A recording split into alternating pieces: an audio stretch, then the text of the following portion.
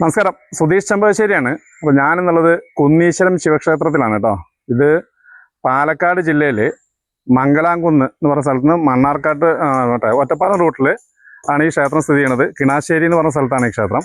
ഇതിൻ്റെ മുന്നേ ഞാൻ ഈ ക്ഷേത്രത്തിൻ്റെ വീഡിയോ ചെയ്തിട്ടുള്ളതാണ്. അപ്പോൾ ഇവിടെ ഇപ്പോൾ പ്രദക്ഷിണ വഴി എൻ്റെ പ്രവർത്തനം നടന്നുകൊണ്ടിരിക്കുകയാണ്. അതിൻ്റെ നിർമ്മാണ പ്രവർത്തനം അതിൻ്റെ ഉദ്ഘാടനമായിരുന്നു. അപ്പോൾ ഇതിൽ സ്ക്വയർ ഫീറ്റിന് ഇത്ര രൂപ എന്ന് വെച്ചിട്ട് അവർ തീരുമാനിച്ചിട്ടുണ്ട്. അപ്പോൾ കുറേ ആളുകൾ സ്പോൺസർ ചെയ്തിട്ടുണ്ട്. അപ്പോൾ ഈ ശിവക്ഷേത്രത്തിൻ്റെ നിർമ്മാണ പ്രവർത്തനങ്ങളിലൊക്കെ പങ്കെടുക്കുക എന്ന് പറഞ്ഞാൽ ശരിക്കും ദൈവത്തോടു കൂടി അടുത്ത് നിൽക്കുക എന്നുള്ള ഒരു അർത്ഥം കൂടി ഉണ്ട്.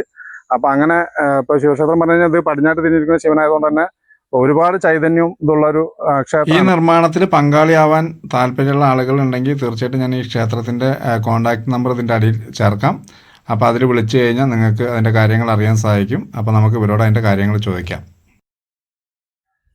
പേരുകൊണ്ടും പഴമ കൊണ്ടും വളരെയധികം പ്രശസ്തമായ ക്ഷേത്രമാണ് ശ്രീ കുന്നീശ്വരൻ മഹാദേവ ക്ഷേത്രം. പടിഞ്ഞാറോട്ട് അഭിമുഖമായിരിക്കുന്ന ശിവൻ, ആ ശിവൻ്റെ ചൈതന്യത്തിൻ്റെയും അതുപോലെ അനുഭവമുള്ള ആളുകളുടെയും എണ്ണം, ഭക്തന്മാരുടെ എണ്ണം വളരെയധികം കൂടുതലാണ്. കാണുമ്പോൾ വളരെ ചെറുതായി നമുക്ക് തോന്നുമെങ്കിലും എല്ലാ ഇച്ഛകൾക്കും ഭക്തന്മാരുടെ ആവശ്യാർത്ഥം സാഷ്ടാംഗം പ്രണമിച്ച് മഹാദേവനെ കുമ്പിടുമ്പോൾ അത് സാധിച്ചു കൊടുക്കുക എന്നുള്ളതും, അതുപോലെ സ്വന്തം മുതലുകളായാലും മറ്റുള്ളവരുടെ മുതലുകളായാലും അത് സംരക്ഷിക്കുക കൂടി ചെയ്യുന്ന മഹാദേവനാണ് കുന്നീശ്വരൻ ക്ഷേത്രത്തിലുള്ളത്. ഇവിടെ അതിമനോഹരമായ ഒരു കുളമുണ്ട്. അത് ദേവൻ്റെ ആ രൗദ്രഭാവം കുറയ്ക്കുന്നതിന് കൂടിയിട്ടാണ് നമ്മൾ കണക്കാക്കുന്നത്. ഈ ക്ഷേത്രത്തിൻ്റെ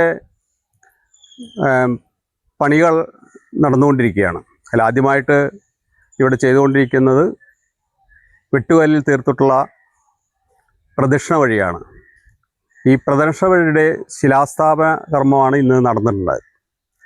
തികച്ചും ഭക്തന്മാരുടെ സമർപ്പണം കൊണ്ട് മാത്രം ഒരു ക്ഷേത്രത്തെ പുനരുദ്ധരിക്കുക എന്നുള്ള ആ ഒരു ലക്ഷ്യബോധം കൊണ്ടാണ് ഈ പണികൾ നമ്മൾ ആരംഭിച്ചിട്ടുള്ളത്.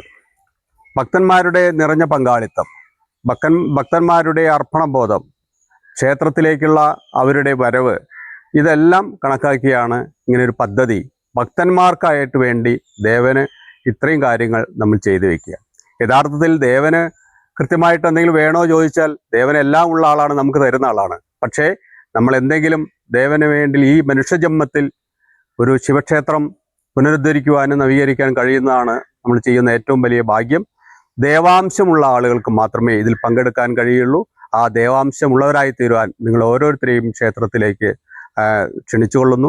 മലബാർ ദേവസ്വം ബോർഡിൻ്റെ പാലക്കാട് ഡിവിഷനിൽ സ്ഥിതി ചെയ്യുന്ന ഈ ക്ഷേത്രം ഇനി അറ്റകുറ്റപ്പണികൾ നിർമ്മിച്ചുകൊണ്ട് കലശത്തിലേക്ക് പോകാനുള്ള തയ്യാറെടുപ്പാണ് ഇവിടുത്തെ ട്രസ്റ്റി ബോർഡും ഭക്തജനങ്ങളും.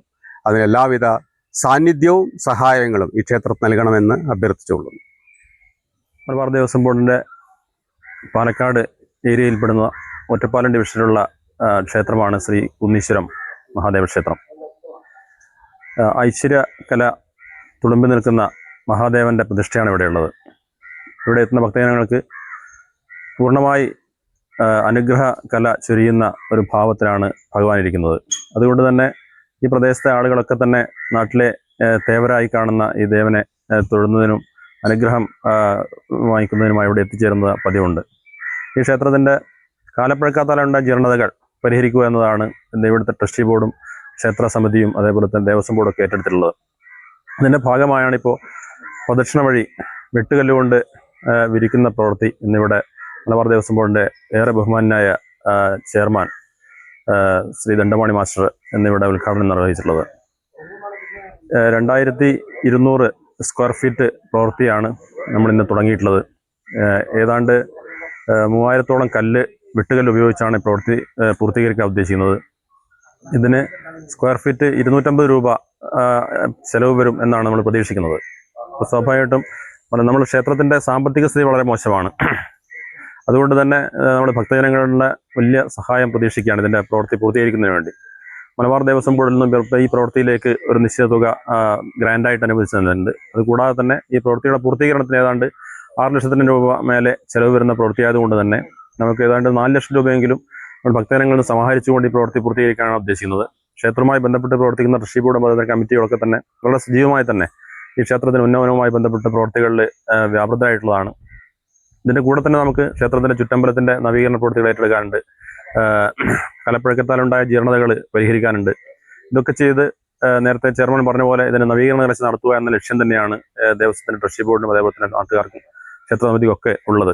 ആ ലക്ഷ്യം പൂർത്തീകരിക്കുന്നതിന് വേണ്ടിയുള്ള അശ്രാന്ത പരിശ്രമത്തിലാണ് ഇവിടുത്തെ നാട്ടുകാർ. ഏറെ വൈകാതെ തന്നെ ഈ ലക്ഷ്യം പൂർത്തീകരിക്കണം എന്ന് തന്നെയാണ് ഉദ്ദേശിക്കുന്നത്. മേടമാസത്തിലെ മകന്നാളിലാണ് ഭഗവാന്റെ പ്രതിഷ്ഠാദിനം ആചരിക്കുന്നത്. ഈ വർഷം 2026 ഏപ്രിൽ 26 ആണ് ഈ വർഷത്തെ പ്രതിഷ്ഠാദിനം വരുന്നത്. ഏറെ ആദരണീയനായ തന്ത്രി പനാവൂർ ഉണ്ണിനമ്പൂരിപ്പാടാണ് ക്ഷേത്രത്തിൻ്റെ താന്ത്രിക കർമ്മങ്ങൾക്ക് നേതൃത്വം നൽകുന്നത്. അതിൻ്റെ ഭാഗമായിട്ട് തന്നെ നവകം, പഞ്ചഗവ്യം, താന്ത്രിക പൂജകൾ തുടങ്ങിയ വിപുലമായ പരിപാടികൾ, താന്ത്രിക ചടങ്ങുകൾ ദേവസ്വം ഈ വർഷവും നടത്തുന്നുണ്ട്. അതുകൂടാതെ തന്നെ പിന്നെ വരുന്ന ഭക്തജനങ്ങൾക്ക് കാലത്ത് പ്രഭാത ഭക്ഷണം, ഉച്ചയ്ക്ക് അന്നദാനം എന്നിവയും ഇതിൻ്റെ ഭാഗമായി നടത്തുന്നുണ്ട്. കൂടാതെ പ്രാദേശികമായ ആളുകളെ കലാകാരന്മാരുടെ ചെറിയ പരിപാടികളൊക്കെ ഇതിൻ്റെ ഭാഗമായിട്ട് എല്ലാ വർഷവും നടത്തി വരാറുണ്ട്. ഈ വർഷവും അതിനു വേണ്ടിയുള്ള ശ്രമം ദേവസ്വം നടത്തിക്കൊണ്ടിരിക്കുകയാണ്.